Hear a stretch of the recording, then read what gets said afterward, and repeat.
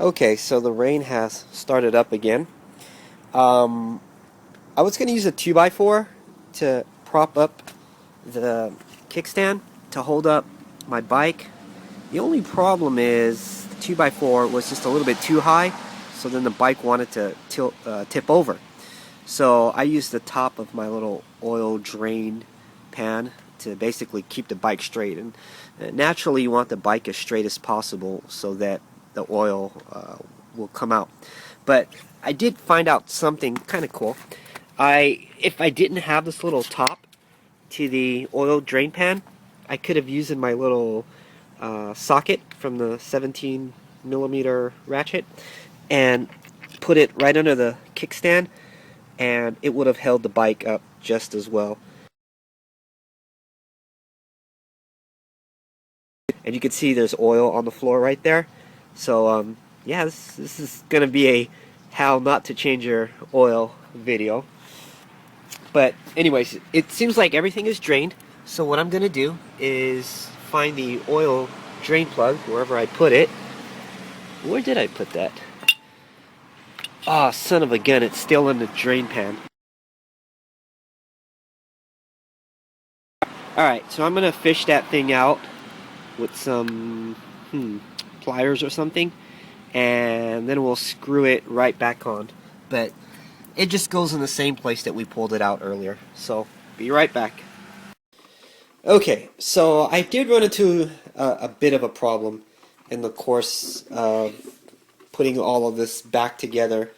I will note that if you did have a new O-ring, you would just simply take it, put it on to this little top here, and you would push it in with your fingers, of course. And what a lot of people do is they'll take some of the old oil from their oil drain pan and put a bit of it on top of this O-ring, and I imagine that helps with this seal. So then you just take this little spring right here, you throw it on top, you take this little washer and you throw it on top of that, and then you put your new oil filter on top of everything. Now I had the hardest time getting this thing down, but I didn't realize that you're actually supposed to screw it on. So I can't do this with one hand, but basically you can see it's threaded right there, and then you would just screw this oil filter on top. And let me just pause the video really quick, and then I'll show you what it looks like. Alright, so you can see it just sort of screws on, and you keep turning it until it gets to the bottom. And then what you're going to do is you're going to take this entire assembly right here and put it right back on the bike and torque it down with your 17mm ratchet or socket or ratchet. Yeah, one or the other. Like I said, my English isn't the best here. I'm really struggling. So let's get outside and put it all together.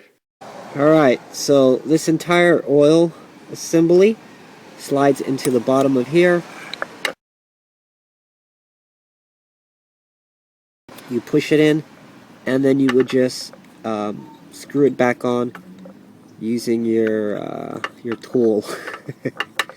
Alright, so I'm going to start this off by turning it with my finger, and then once it gets a little bit snug, then I will torque it on. Now, you should have a torque wrench when doing this.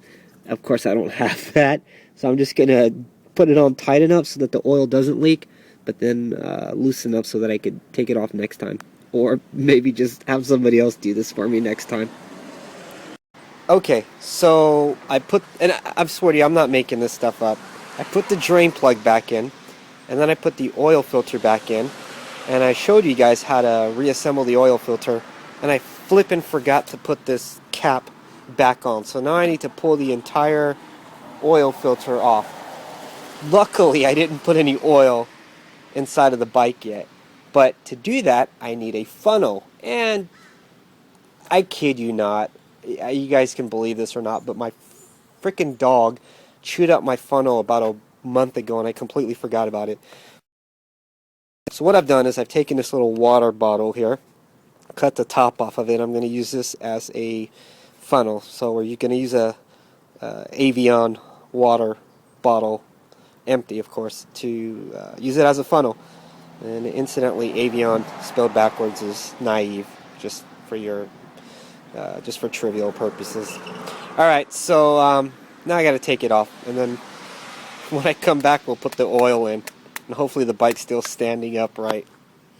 So in the middle of pouring, my flippin' phone started to ring, which paused the video. But just so you know, I put about 1.6 liters of oil in there, and we're gonna use this little sight glass down here, and this will tell us if we have enough oil or not. So ideally, the oil should be roughly halfway or a little bit above the halfway mark when our bike has been uprighted and standing straight up is what I mean, and we let it run for about 5 minutes.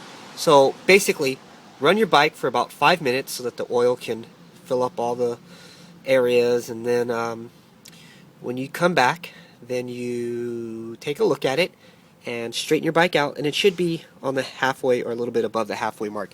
Now if it's not, you add yourself a little bit more oil. Do I want to say that this concludes the oil change? Yeah, I'm a little bit embarrassed posting this online, but you know, to err is human, I guess. To really fuck up is me. So I hope you learned something today.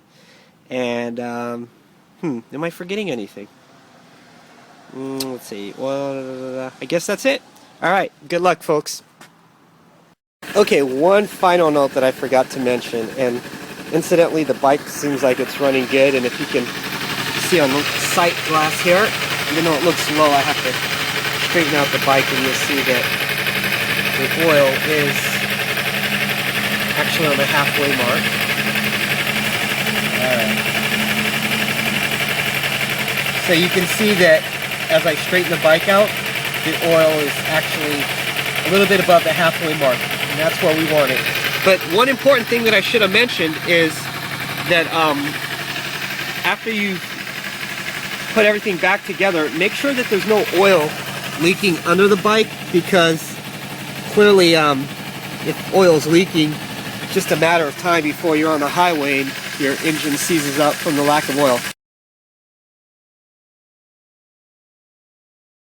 So really important, run the bike for 5 minutes, maybe drive it around the block a few times, come back, park it, and then just make sure there's no leaks. And if there's leaks, you got to get them fixed. Alright, well I hope you enjoyed this video. I really struggled to put this together. I thought it would be easy, but it's not that easy, or at least not for me. I'm not really a vlogger kind of person, but just wanted to document my first oil change and hoping that maybe somebody out there will learn something. And I'll tell you what, the whole oil change cost me somewhere in the area of $25–30, and it could have been cheaper had I shopped around, but I didn't.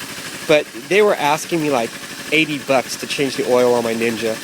And you know, when somebody else works on your bike, you don't know what they're going to do, if they're going to do a half-ass job, or maybe even just let your oil drain for 5 minutes and then put the plug back on. So my suggestion is do it yourself, let the oil drain for like 45 minutes, and that way you know that all the oil is out.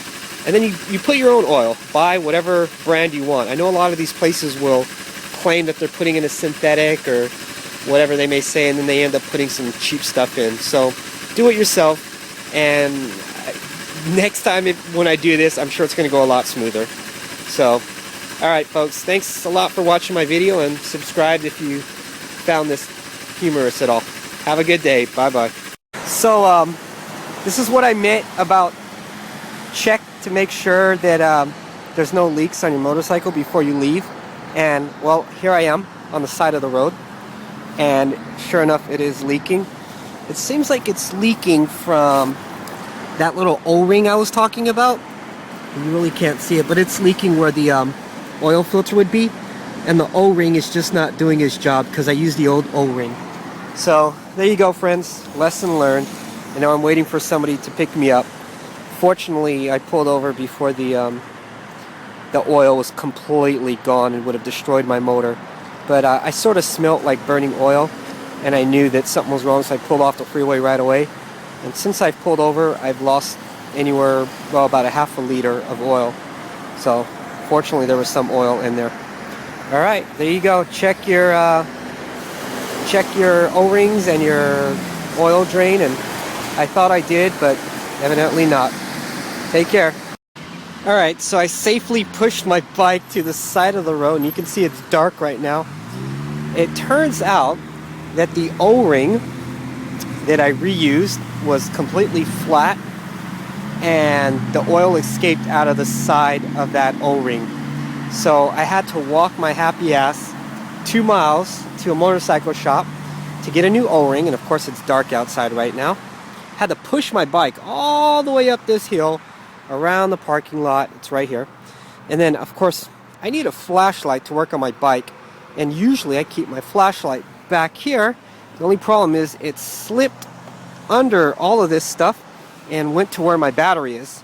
So I had to take off the whole fairing, or not the fairing, but you know, the little side panels, just to get my flashlight out of there, because it was, and then take the seat off to get to the battery. So as I'm going through all of this, basically what I need to do now is remove my oil filter and put that little O-ring on, put it all back together, fill it up with oil, and be on my way home. But I cannot remove the bolt for the oil filter because the cheap ass wrench that they give you here that comes with the bike is eating away at the screw itself. This thing sucks. Made in Taiwan, piece of crap. So I have to have my friend drive all the way out here from another city just to bring me a proper socket set. So that's where I am right now. Hey, at least I saved 20 bucks, right?